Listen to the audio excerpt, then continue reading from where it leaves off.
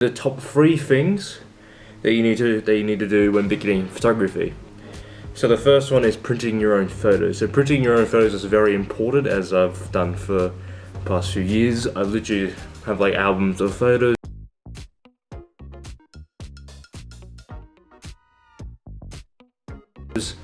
Where I usually a series of photos. So like for example, I have like a types photos, like if it's like beach photos, I'll have like a few pages of them, and if it's like street photography, I'll put that in a different album or in the same one, depending on how much room I have in there. And it depends if it's like black and white, I'll put it into a black and white thing. It really just depends on how you want to organize the albums and stuff like that. And I feel like it's really important to print your own photos rather than just have them on Instagram and just having them sit there, and you're not actually seeing them in your hands, because seeing in your hands is a lot better when talking to businesses, because it's better than rather than just going like, oh yeah, here's my Instagram and such, and then they go like, oh, but do you actually have photos printed? They go, oh no. But yeah, I feel like printing your own photos is very important. And then the second one is reading or like literally studying what gear you want to use or what niche you like. So for example, for me, I like to shoot landscapes. That's a niche sort of thing. Or either like long exposures around water, so like long exposures around the beaches and stuff like that, or either portraits of buildings, so like cityscapes, which is another thing for photography as well. And for me, for the moment, I've been taking photos of a lot of landscapes of beaches and places like Seacliff Bridge, which is down near Stanwell. It's quite a nice place. It's probably one of the most popular places in Australia.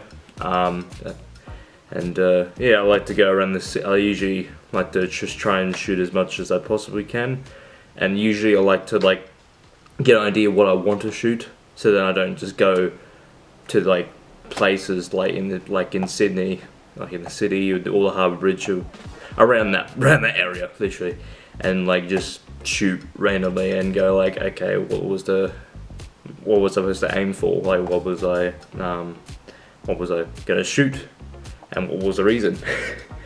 Which is what I was doing in the beginning, but now I've literally just been writing down ideas of what I want to do and what's the aim and the goal, obviously, of that day. And then the third one is having either a website or having a big network of people around you. So for me, I usually try and get involved with my soccer club, and I try and take photos of like people, or take photos of players and stuff like that. And then people will ask you, oh, what's your Instagram, or either like, do you have photos printed or everything like that. There's so many people you can meet from the event and such. And then with the website point of view, it's just good to have a website, and that way you can display anything, but make sure with make sure they have it depends on what website you want to go for. So for me, it'll probably be going for Squarespace. I am in the process of making a website. I'm just trying to figure out if I do need an APN or not, which is I don't know what it stands for. But yeah, and then having a big network of people is always good.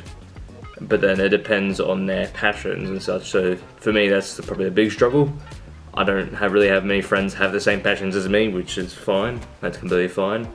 But I always find people that have the same passion as you and the same goal as you, either having the same one or similar, depends. And yeah, I feel like having a big network is a lot better, because it gets you around more towards events that they want you to shoot, or either if it's having like a wedding or something like that, they'll go, oh yeah, this guy is a photographer, he can do this, and then bam, there's your name, mouth to mouth, word to word. I don't know what it's called. But yeah, I hope you guys enjoy this video. I hope you do learn something from this. And yeah, I'll see you guys in the next one. And also check out other videos such as me such as me talking about who inspires me in photography, or either me doing product photography at home, or either check out the Prime video as well. That's a good one as well. So I'll see you guys in the next one.